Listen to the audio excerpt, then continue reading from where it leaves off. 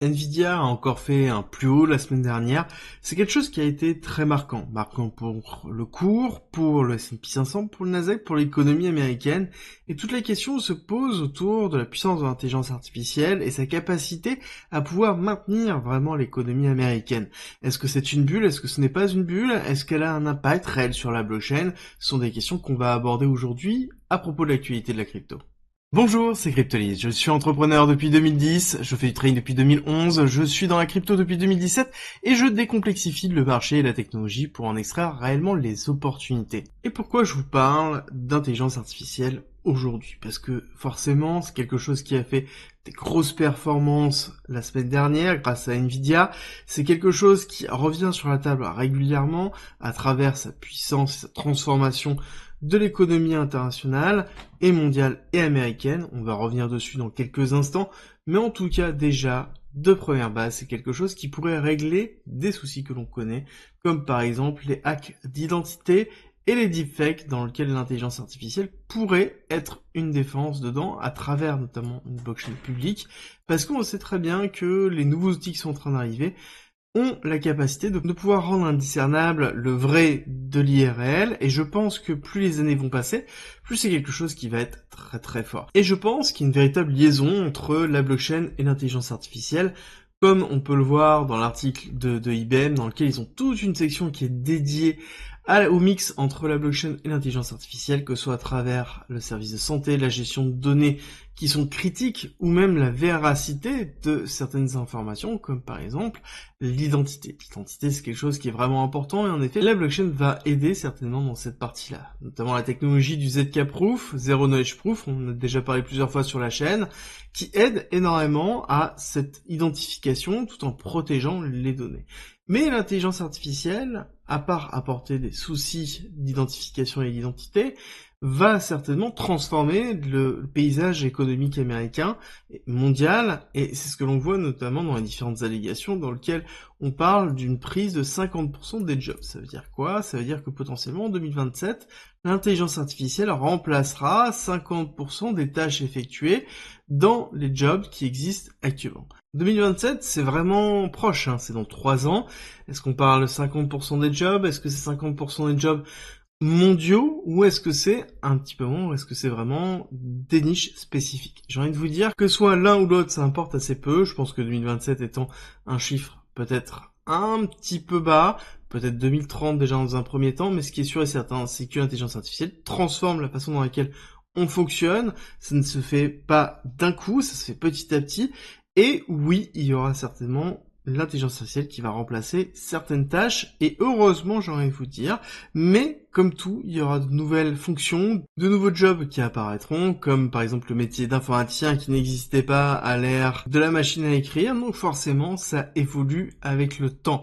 Et ce qui est sûr et certain, c'est que même Warren Buffett commence à considérer que ce qu'il caractérisait comme étant une forme de bulle pourrait être l'accroissement industriel de tous les temps, et justement cette notion d'intangibilité qu'avait l'intelligence artificielle et cette croissance exponentielle qu'on a pu déjà voir dans le S&P 500 et le Nasdaq et Nvidia, grâce principalement à l'intelligence artificielle, bah oui, quand on commence à se projeter, donc 2027, oui, mais surtout quand on commence à rentrer à 2030, on voit que les gains potentiels liés à l'intelligence artificielle et le marché de l'intelligence artificielle, parce que c'est deux choses séparées, les deux sont liés, mais sont forcément séparés. On voit qu'on a un accroissement qui est impressionnant, monumental, à savoir que ces chiffres datent d'il y a un petit peu plus d'un an, donc je pense qu'on est même dans quelque chose qui est beaucoup plus important maintenant.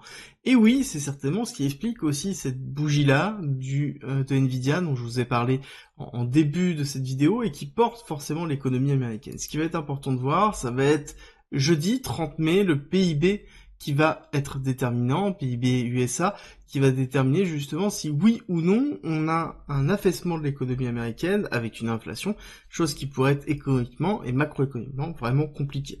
Mais en tout cas, ce qui est sûr et certain, pour boucler cette partie-là, c'est que l'intelligence artificielle a un rôle prépondérant actuellement dans l'économie américaine et dans l'économie mondiale, et ce n'est pas fait pour diminuer, c'est fait même pour augmenter, et on sait que la blockchain a un rôle primordial aussi sur l'intelligence artificielle, que ce soit dans la validation des données, la structuration des données, ou même tout simplement la décentralisation de la puissance de calcul dont l'intelligence artificielle a forcément énormément besoin. Et on va attaquer le Bitcoin dans quelques instants. Juste petit rappel que aujourd'hui aux USA, c'est un jour férié, donc il y aura certainement beaucoup moins de volume.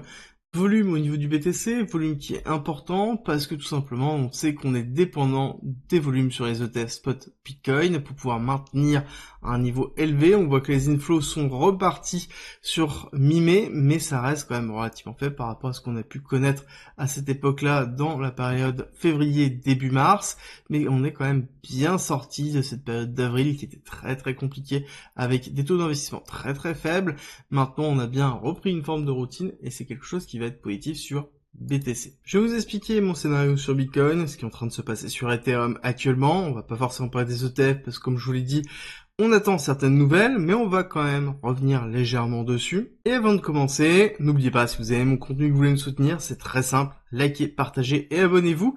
Et on commence par Bitcoin. Bitcoin dans lequel on a clôturé CME, comme je vous l'ai dit, vendredi et samedi, au-dessus du top, du précédent top, et on voit qu'on est en train de restructurer à la hausse.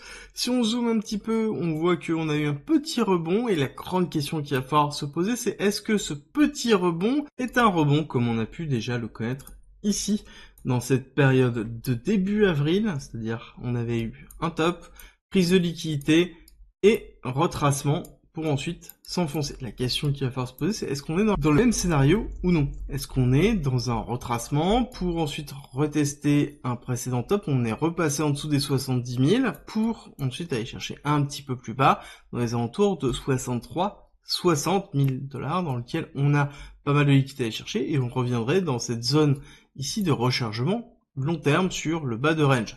On aurait, si on dézoome un petit peu, touché le haut de range pour retourner sur le bas de range, ce qui serait totalement cohérent.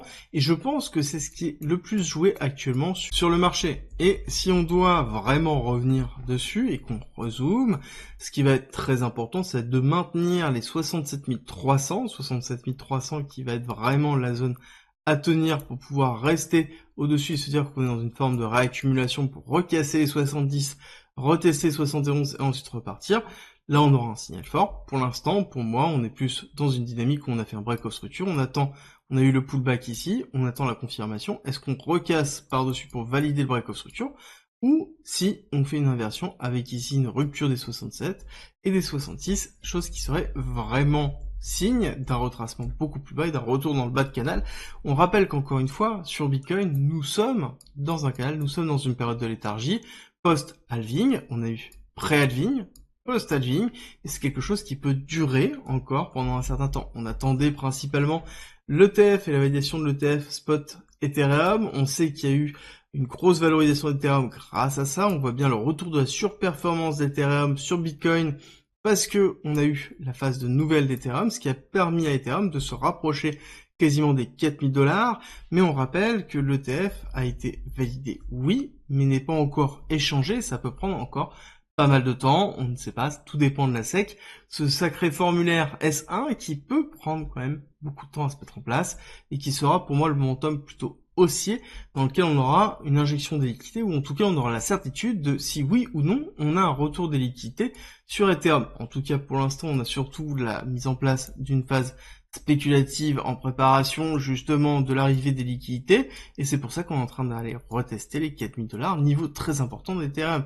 Et pour moi, il faut consolider au-dessus pour pouvoir se dire que en effet, on aura quelque chose qui sera relativement bullish. Mais dans tous les cas, si Bitcoin sera en retracement et en tout cas ira chercher ces 63 000, 60 000, le niveau bas de range, forcément on aura une pression baissière qui se fera sur Ethereum et qui pourrait nous faire rester dans cette zone pendant encore un certain moment. Encore une fois, il va falloir être patient, ça va être très compliqué à gérer émotionnellement, parce qu'on va avoir une forme de FOMO qui va se mettre au niveau d'Ethereum, et à côté potentiellement Bitcoin qui pourrait ne pas pousser, et donc qui pourrait contrecarrer cette forme de FOMO, surtout que nous avons à côté un S&P 500 qui est un petit peu compliqué, macroéconomique qui est un petit peu compliqué. On attend principalement Jérôme Powell, on attend principalement des signes très forts au niveau de l'économie américaine. Donc on a une chape qui est toujours présente, même si on a la réglementation qui est en train de se stabiliser. Et c'est un peu la conclusion que l'on peut avoir sur cette vidéo, c'est que on est toujours dans cette phase de transition, on est en train de préparer la deuxième phase d'expansion réelle de ce bull run, et c'est justement dans ces phases de transition où on a une forme d'incertitude qui se construit, incertitude qu'on a déjà vécue, déjà durant ces X jours que l'on a pu passer dans une forme de latéralisation au niveau de Bitcoin, avec le halving, avec la possibilité ici d'un retournement de situation qu'on a commencé à vivre, et ici un sell-off que l'on a. Donc oui, nous sommes dans cette phase d'incertitude, c'est normal, on voit de plus en plus de personnes qui sont en train de partir autour des crypto-monnaies, parce que justement, on a cette phase de léthargie qui ennuie beaucoup, et c'est le principe même de cette phase de léthargie, et c'est là où il y a toujours des opportunités à saisir, et c'est pour ça qu'il faut toujours être régulier et avoir une rigueur dans sa construction de son plan d'investissement, et c'est pour ça justement que je vous fais des quotidiennes tous les jours. Et le mot du jour sera courage, parce que c'est un petit peu ce qu'il nous faut en ce moment, c'est une période qui est compliquée, et il faut être persistant et être rigoureux, et c'est ce que l'on est aujourd'hui, c'est ce qu'on sera demain, et je vous dis à très vite pour une nouvelle vidéo.